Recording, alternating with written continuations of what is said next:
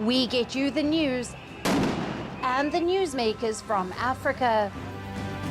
From elections to climate change to innovations and opportunities. As the world's attention shifts, we report from Africa, the heart of the global south. Join me every weekday live on First Post.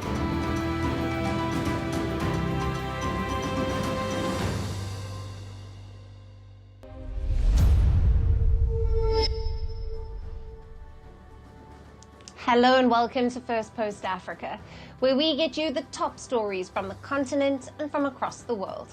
I'm Alyson Grange, coming to you live from Durban, South Africa. First, let's take a look at the headlines. US Vice President J.D. Vance meets with Prime Minister Narendra Modi during his first official visit to India. The four-day trip focuses on boosting trade and strategic cooperation between the two countries. Russian forces launch a wave of aerial strikes at Ukraine, marking a sudden end to the 30-hour Easter truce declared by President Vladimir Putin. The renewed offensive dents hopes of a US-brokered broader ceasefire between the two sides. Reactions from world leaders pour in for Pope Francis, who passed away earlier today. The head of the Catholic Church died at the age of 88. Following health complications, including a recent bout of double pneumonia. US President Donald Trump raised a record $239 million for his January inauguration, more than double the amount from his first swearing in. Major donors included McDonald's, Microsoft, Amazon, and Meta. And a new scientific report warns snowfall in the Hindu Kush Himalayan region has dropped to its lowest in 23 years. It raises alarm for nearly 2 billion people in the region who rely on its snowmelt for water.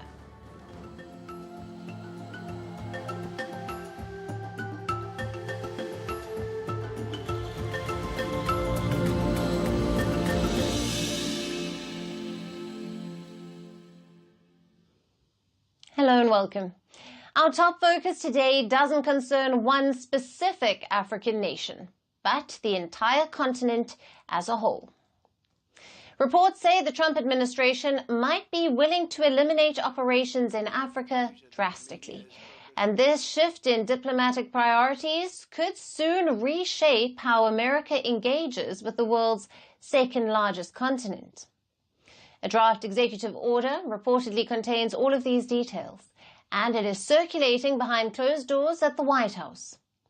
It lays out plans for an overhaul of the US State Department, and Africa could directly feel the ripple effects as a result.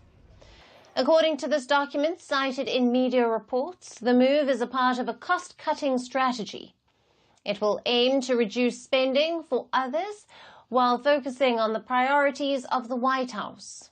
The idea is to streamline operations of the State Department. One of the most notable changes, according to this plan, would be the elimination of the State Department's Bureau of African Affairs. In its place, the US is reportedly planning to create a special envoy office for African affairs, but this will be done not within the State Department, but under the National Security Council. Instead of wide-ranging engagement through embassies, the focus would be to narrow down operations. The exact wording in the draft order says, and I quote, "All non-essential embassies or consulates in the sub-Saharan Africa region shall be closed. US's only focus in Africa will be on counterterrorism operations and trade of critical natural resources with countries." Now, this means that diplomacy could be more selective. Other State Department bureaus working on democracy, human rights, climate change, and refugee crisis could be shut. Now, these areas have long formed the foundation of America's soft power, which is its ability to influence through values, culture, and not by force. Scaling them back would mean shifting focus from long-term influence in favor of immediate goals. Some US officials have raised concerns regarding this. They say it could be a complete step back from partnerships. Reports say that these changes will come by the 1st of October. If the draft comes official, the US may remain present in Africa, but in a completely different way. Its approach would be more transactional and calculated. When the draft was first reported, US Secretary of State Marco Rubio called it fake, but now it has been reviewed by other credible sources as well. The denial by America's top brass now seems more like a deflection. Now, for more on this, we have with us on the show Zaden Negatu, the geopolitical commentator, joining us live from Addis Ababa. Thank you for being with us. Thank you for having me. Now, what would the geopolitical and the economic implications for African nations be if the US significantly reduces its diplomatic presence and shuts down embassies and consulates across the continent? Right. First of all, as always, it's great to be back on your program. And if you recall, I was on this program right after President Trump was inaugurated, and I made a comment that Africa actually always ranked very low on the priority list of the United States when the U.S. looks at its global sort of strategic importance. So there you have the China, Europe, other parts of Asia, the Middle East, and if Africa was lucky, it would be down, down, down at the bottom of the list. So in terms of substance, I suppose, would much change by the closure of the embassies or the emphasis of Africa, even shutting down the African Bureau in the State Department? I'm not really sure. Yes, I think as Africans, as we would love to have the United States be present in every country. As you said, the soft power of the United States has served it very well. But I think we need to look at what President Trump is doing from a global perspective. He has a complete rethinking of what the U.S. priorities are, how the U.S. engages, whether it's Europe or China and other countries. So I don't want to look at it now in isolation, that this is just sort of a de-emphasis of Africa or an approach that says, well, we really may not need all of Africa. So we need to put that in context. However, and I think I'm in Addis Ababa, Ethiopia today. I'll be in Washington next week. But here at the headquarters of the African Union, where Ethiopia hosts the AU, and also happens to be the Horn of Africa. As you know, the Horn of Africa has always gotten a lot of disproportionate attention in Washington because of the one thing you mentioned in your intro, which is security for the United States. The Red Sea is a vital outlet for a third of global oil and a third of global trade, a very significant amount. But still, the proposed embassy closures in Mogadishu, in Eritrea, in South Sudan. I mean, out of the sort of the 5 big embassies the U.S. has in this part of, the only one that'll be remaining is in Ethiopia and in Nairobi, and they have a small presence in Djibouti. So certainly in the Horn of Africa, there'll be a very significant change when these closures happen. Big change. Right.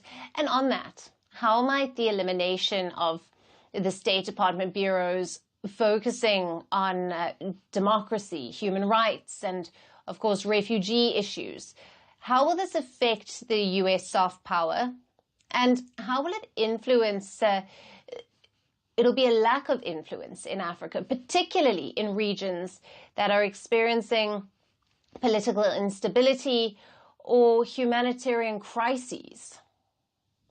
Right. Very valid point that you're raising, because, again, what's America's primary global interest? It's economic interest, right? So, as I said, if security in this part of Africa in particular, which the U.S. has been sort of the bulwark, or at least whether directly or by proxy. If you remember, interestingly, for example, in Somalia, the U.S. left in 1993 and re-engaged only a few years back, and now it's exiting again precisely because of security issues. It was engaged in Somalia. So across Africa, if I were me, even if the sort of the downgrading from the State Department, because the only part of the world that does not have a regional bureau in the State Department going forward, according to the documents you mentioned and others have mentioned, is Africa. It is now going to be subordinated within the National Security Council. Now, as I said, for Africans as well, we need to get very real and very serious about what is going on in the world. The U.S. will engage, and President Trump, as mentioned, he's a transactional leader.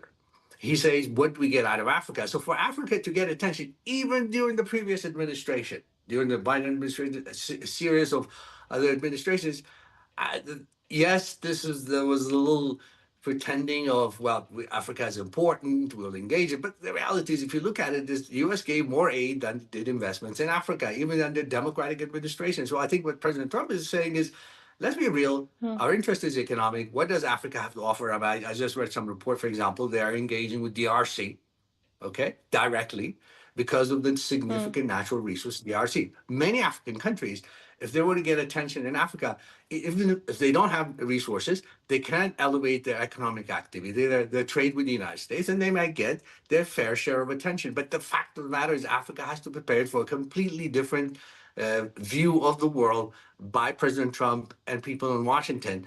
And Africa, I'm sorry to say, will continue to be now even less focused in Washington unless it elevates its game. If we don't trade, why would the United States care about Africa? I mean, let's be real. I mean, that's what President Trump is saying. Why would I waste my time when Africa accounts for less than 2% of America's global trade?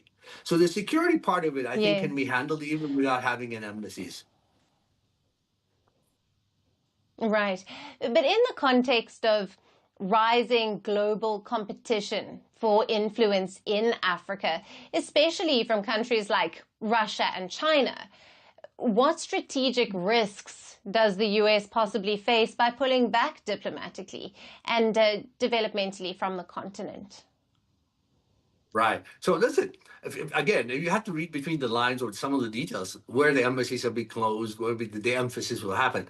In the countries where China has, or less so Russia, but China has very significant presence and continue to be, for China had to be, the countries like Ethiopia, like South Africa, or even Nigeria, to a certain extent, Kenya, the U.S. will continue to have a presence, okay?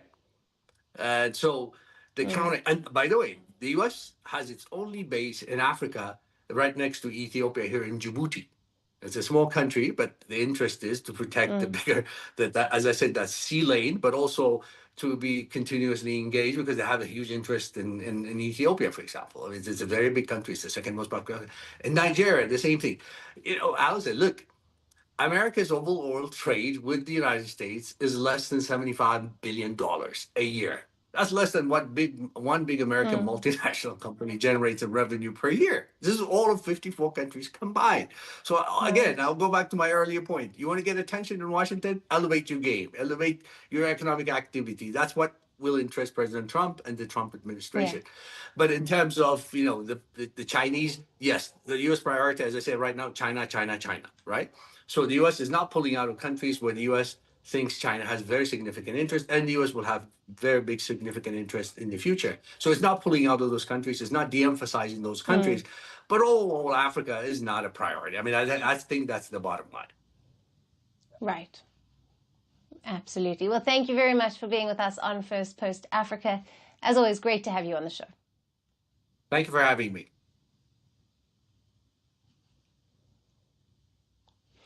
For our next story, let's start with a question. What should a diplomatic meeting between two leaders look like? Some pleasantries, handshake, maybe a few exchanges on issues of global importance. But when Trump sat down with the Italian Prime Minister Giorgia Meloni at the White House recently, the conversation took a sharp turn. He made some offhand remarks about an African nation. One that many are calling offensive and insulting. Listen to this. Border 4 years ago, but we have a border now that's even tighter, and we did that in a matter of weeks. And no, we need to get murderers and drug dealers and people that were in jail for horrible, you know, they released jails, Georgia, from all over the world. They released them not just South America, all over the world, the Congo and Africa. Many, many people come from the Congo. I don't know what that is, but they came from the Congo. And all over the world they came in, opened their jails, Venezuela. He said countries around the world are emptying jails and sending criminals to America.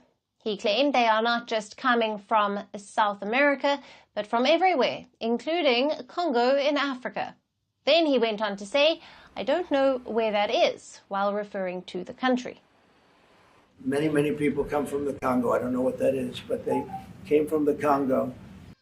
Trump's comment was seen as dismissive and careless. It still remains unclear, though, if he was referring to the Democratic Republic of Congo, which has a population of 100 million, or the Republic of Congo, a smaller neighboring country. Both are sovereign nations with a very different political landscape. But online, people are furious. One user said that US President lacked global awareness. Another called it an unbelievable display of stupidity. Some users posted facts about how rich the DRC is, while others directly called him names. Such remarks from the US President are not new. He has done it in the past, which has resulted in a diplomatic fallout. In March, during a congressional speech, his target was the southern African nation of Lesotho. Trump mocked Lesotho while speaking about wasteful US foreign aid. He said America is sending money to places like Lesotho, a country nobody has ever heard of. Back in 2018, he had referred to some African nations with a derogatory term. Now, this happened behind closed doors, but came to light. The United Nations condemned Trump's remark, and the African Union and other African leaders demanded an apology. Trump's conversation with Meloni did touch on shared concerns, but in the global arena, words carry weight. While Meloni stayed within the boundaries of diplomatic language, Trump's usual firebrand tone returned with full force.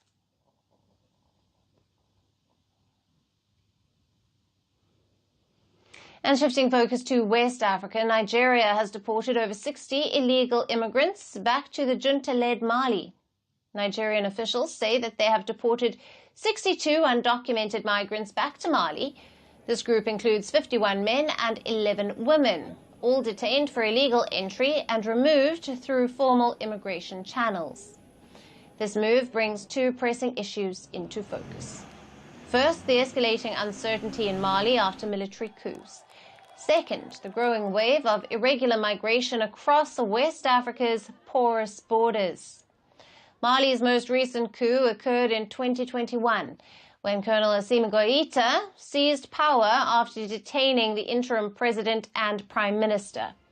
Since then, political restrictions and economic hardships have forced many Malians to flee the country.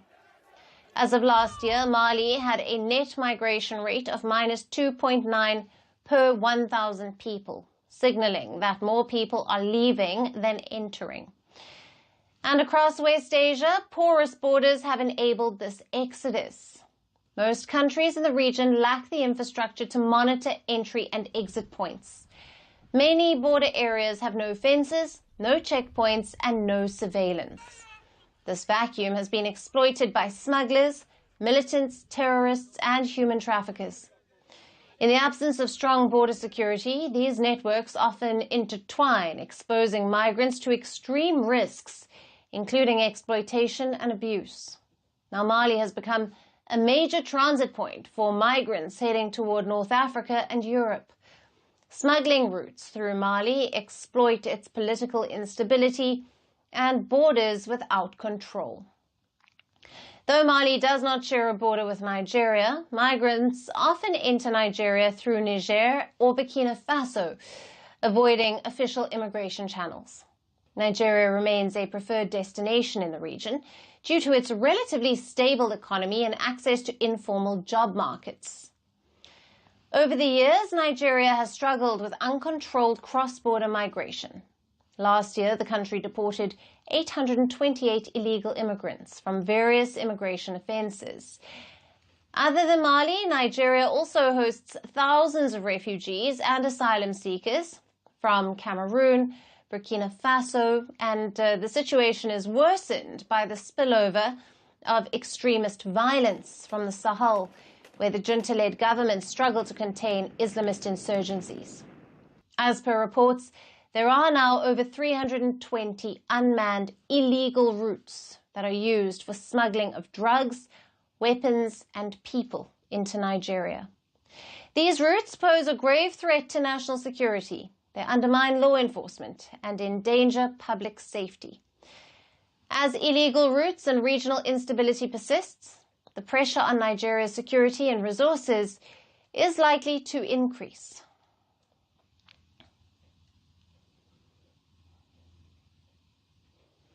And for our last story today, let's turn our focus to the Indian Ocean, a region now emerging as a key center of France's renewed Africa strategy.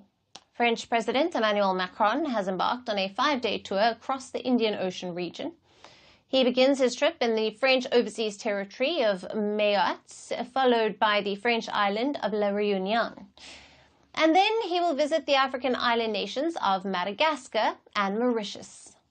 Now, as a major agenda for the visit is to strengthen economic ties, Macron is set to participate in the 5th Indian Ocean Commission, or the IOC summit in Madagascar this Thursday.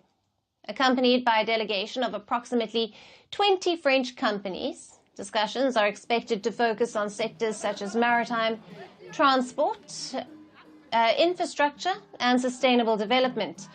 In Madagascar, Macron will meet with President André Rajoelina, and with food security and development cooperation on the agenda. In Mauritius, talks will cover partnerships on water supply, circular economy initiatives, and green financing. But Macron's Indian Ocean trip also comes with a broader context. It coincides with France's depleting influence in other parts of Africa, as many former colonies turn away from Paris. However, both Madagascar and Mauritius maintain strong ties with France. Now, the visit comes as France has strategically pivoted away from military dominance towards diplomacy, development, and regional partnerships, particularly in East Africa and the Indian Ocean. Now, Macron has reaffirmed this stance last year when he visited Djibouti, the only African nation hosting a permanent French military base. As Macron begins his latest Africa tour, Madagascar is getting a makeover to welcome him. The capital of Antananarivo is being cleaned by over 300 municipal employees. However, local reactions remain mixed. Cleanliness is good, but we're still not out of the French colonial era. Is that clear? We've been colonized ever since the first president, Suriname. It's still the same today. We should be using the euro here then. In reality, this is a great hypocrisy, because they are doing it for the leaders who will come, but not for the population. So will Macron's outreach to Indian Ocean African nations pay off? And will it help France's renewed Africa strategy? We'll continue our coverage. And that's it on the show for today. We will see you again tomorrow at the same time. Thank you for watching, and goodbye.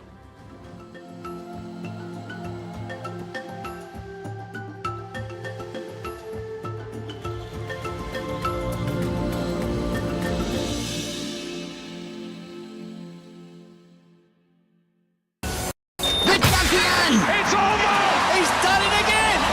Unbelievable! Oh, straight into the roof of the net. Nice one. Straight down the middle.